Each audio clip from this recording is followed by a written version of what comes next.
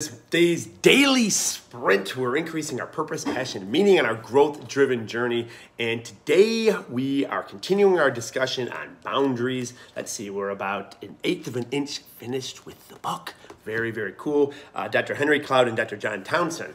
And we're talking today about three personalities that tend to really struggle with boundaries. So the first is going to be your compliance. Compliance tend to take on the identity of the people that they're around, and they say yes to the bad. So what that means is they will pretty much say yes to anything, whether they agree with it or not, to please another human being. So they're very, compliance tend to be guilt, shamed, and fear is used for them to just comply and do whatever it is that they think society wants them to do so that they can stay copious with every single human being in the world. So that would be a compliant. So you don't want grandma to feel bad, so you shall go and visit, or you shall eat what's on your plate. And a compliant would be like, oh no, my gosh, I don't want grandma to feel bad. Of course I'm going to eat what's on my plate, or of course I'm going to go visit, or whatever. So again, they're guilted into a lot of things.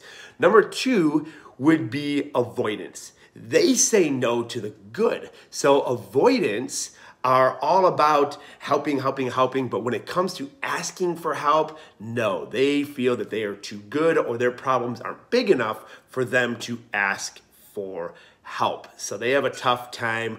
They're saying yes, yes, yes, but they'll say no to the good. So your compliance, they say yes to the bad, and no, and then the avoidance say no to the good. All right. So anyone that wants to help an avoidant, they won't even ask, or they will say no. They'll say things like, "No, I can't even imagine what you're going through. What I'm going through is so much tiny compared to what you're going through. So no, I'm good. Let's just focus on you."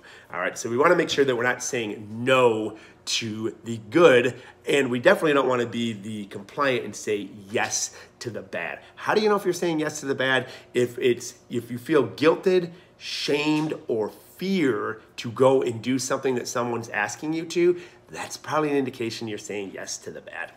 And then you have controllers. Controllers, they are like narcissists. So when they hear no, they don't hear no. They've heard no probably, like their parents gave them everything they could ever want growing up, so they never heard no. So when they hear no, they're appalled to the fact that they don't even hear it. They just go like all in on forcibly, a lot of times, trying to get their way. So controllers, if you're someone that just can't hear the word no, like someone says no to you and you like, it has this huge emotional reaction, then you may want to experience, or you may want to explore like, hey, am I a controller? Why is it that I hate the word no so bad? Because no is just someone else telling you their boundaries for you, where you want them to respect your boundaries. So if you can't respect a no from others, then you can't expect them to respect your boundaries or when you say no. Hopefully this was understood, well taken, and received. Let me know which one you tend to struggle with. Are you a compliant, an avoidant, or a controller?